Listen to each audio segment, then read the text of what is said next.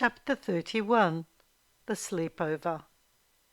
It was the end of 1968, and it was a sad and serious time for Vula when she finished grade 6 at Grey Street State School. It had been her first and only school. She had attended it for most of her life, and it was where she came into contact with Aussies and their culture.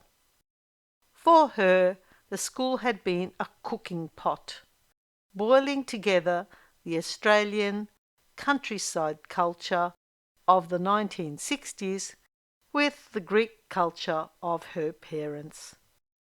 Vula remembered the happy times at primary school of playing and being a part of girls' games, but she also realised she needed to make more of an effort to make friends with other kids. She thought about it for weeks and finally made herself a promise. She would try to make lots of friends, try to be accepted and popular. Somewhere she had heard, "If you want to have friends, then you have to be friendly." Yes, she would have a new start in high school, so she would try to fit in more. She wanted to feel accepted by Aussies and to not feel different from them, like an outsider. This was her serious promise to herself and something she would try hard to do. It was her New Year's resolution. She told no one about her hope to become more popular with her classmates. With the beginning of 1969, Argiro, as usual, made Vula's new school dress, but bought the rest of her uniform, a dark green felt hat and a matching wool blend jacket. The jacket and hat also had badges pinned on the front of them, with the school motto, "I shall attain." When the time came to start Hamilton High, Vula was very excited. The teachers and buildings were unfamiliar, and there were lots of them too. It took a lot of getting used to. She felt so grown up and noticed how the teachers treated the students with respect. One of her most favourite classes was French, because she was fluent in Greek thanks to the determined efforts of Argiro, who insisted on giving her lessons. Vula found it easy to learn a third language. They do say that if you know a couple of languages, it is easier to learn a third and a fourth one. However, maybe it was the new method the French teacher used. This teacher decided to use the audio-visual method. This meant that the students listened to an audio of French words while looking at pictures. They weren't allowed to read the words until the audio was repeated and pronounced correctly several times. After that, students were allowed to read what they had been practicing how to say. The teacher thought this would help the students to have better pronunciation without trying to read the words.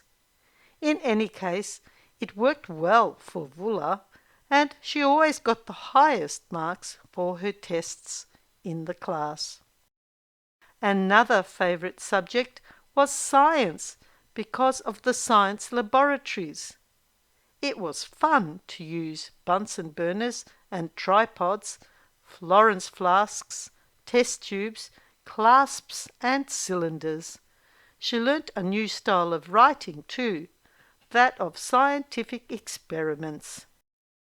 The exercise books were specially made for science diagrams and writing, having a blank page and a lined page side by side. A further difference from primary school was that she was given a school locker for the year. Each student was to use it for their books, sports uniforms, and school bags. Students were encouraged to buy a chain for their locker key that could be attached to a button on their jacket, while the key was put safely in a jacket pocket. Argiro felt proud of her school children and took a photo of them in their new uniforms, of course posing in front of her roses. The keychain is easy to see on Vula's jacket. Vula concentrated not only on her studies, but also on keeping the promise to herself of making new friends. She tried to help others and say kind things to them. She soon did become popular. They voted her class captain, and she was liked by her classmates. Finally, she thought she was happy because she was no longer an outsider. Or was she no longer an outsider because she was happy? The result of being popular was that something happened that scared her a bit. Janine, a friendly girl in her class, invited Vula to spend the weekend at her place on a farm. How would she cope living with an unknown family of Scottish ancestry away from her own family for 2 nights?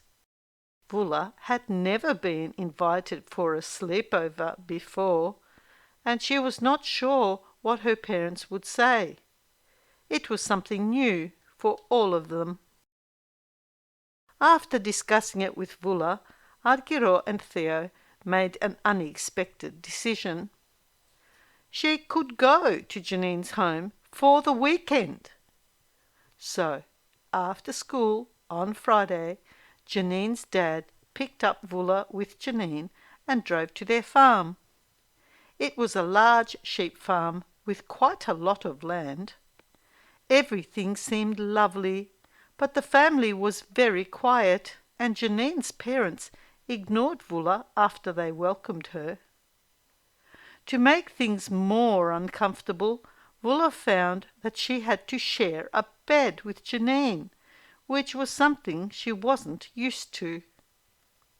To add to this, her friend was in the habit of not wearing underwear under her nightie. This seemed most strange to Vula, and she lost her chattiness, becoming quiet and nervous.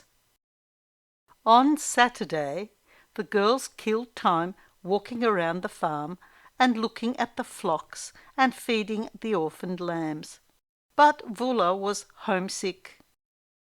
Janine asked what was wrong, but Vula only replied that everything was good. After another uncomfortable and sleepless night, Vula tried to be outgoing and friendly, but with little success, and felt relieved when she was finally driven home on Sunday afternoon. On Monday, at school, lining up outside a classroom and waiting for the teacher to arrive, the girls' eyes met.